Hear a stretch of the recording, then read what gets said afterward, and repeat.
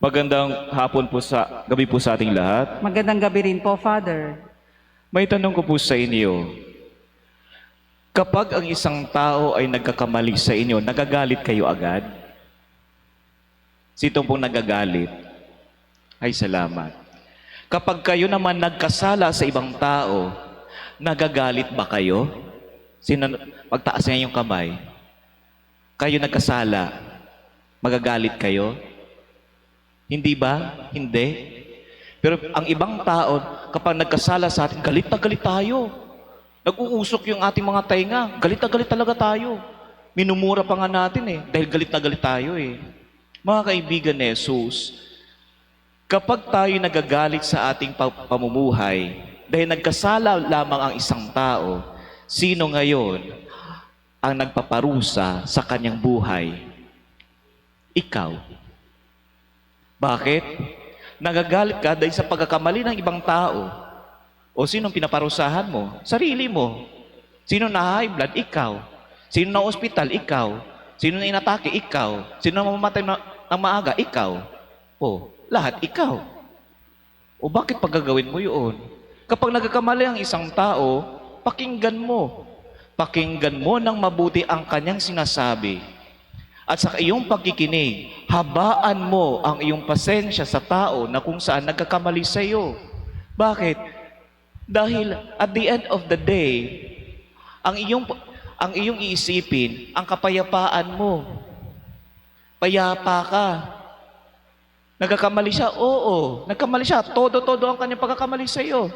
Binagtaksilan ka? Oo. Oo. Nag-ano siya? Nagloko siya? Oo. Pero dapat payapa ka. Payapa ang iyong buhay. Dahil kapag payapa ang iyong buhay, makikita mo, yaan ang revenge mo sa kanya. Bakit? Kapag payapa ang isang tao, glowing ang isang tao. Maganda ang isang tao.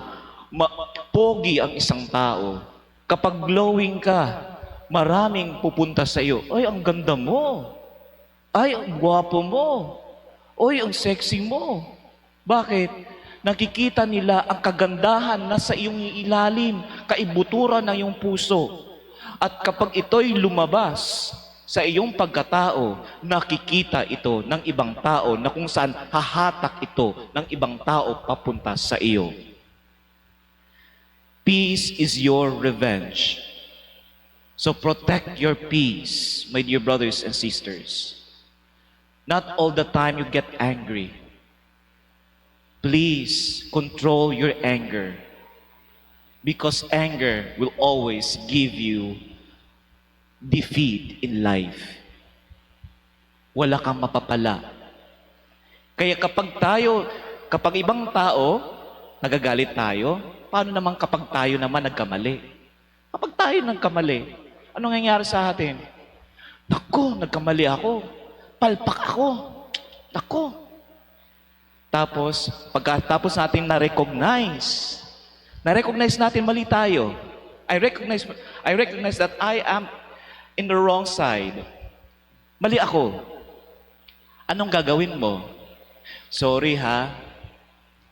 Mali ako. Sorry. Sorry talaga, nagkamali ako Naging mahina kasi ko sa panahon na iyon.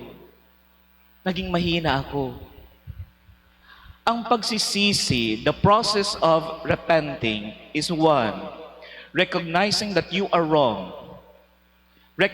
You have to recognize. Because once you recognize, you are starting to accept that you are in the wrong. Mali ka.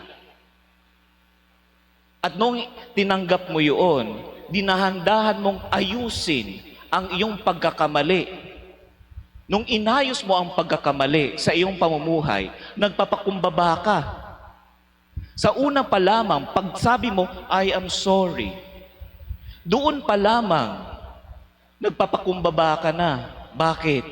Dahil hindi malulutas ang iyong problema kapag lahat kayong dalawa o mga tao na papalibot sa iyo, magmamataasan kayo ng iyong garbo.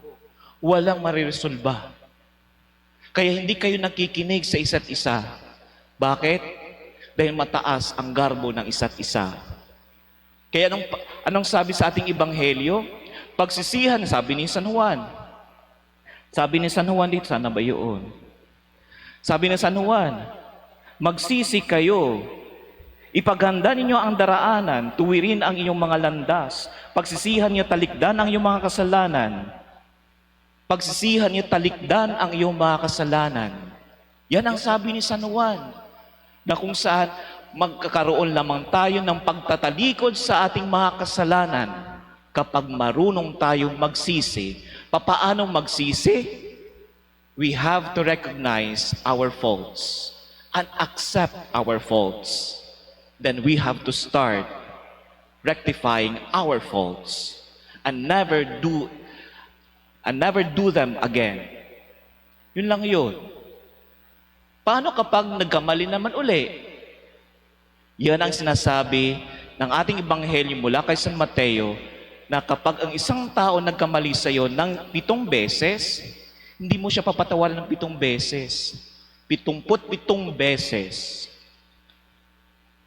Ang ibig sabihin niyaan, doon mo may exercise sa iyong pamumuhay kung papaano ang tunay na pagmamahal. Ang tunay na pagmamahal. Dahil ang tunay na pagmamahal ay tumatanggap sa pagkakamali ng ibang tao. Kaya sabi ni Mother Teresa of Calcutta, sabi niya, kapag ikaw ay nagparaya sa iyong buhay, tinuturuan mo ang iyong sarili kung papaano magmahal. Pero kapag ikaw ay nagpapatawad sa iyong mga kaaway na higit nagkakasala sa iyo, na tinarakan ka ng maraming kutsilyo at hindi lamang kutsilyo ang tinarak sa iyo, sabi niya, kapag natutuhan mo silang patawarin, ang iyong puso ay natuto na ring magmahal. Magmahal.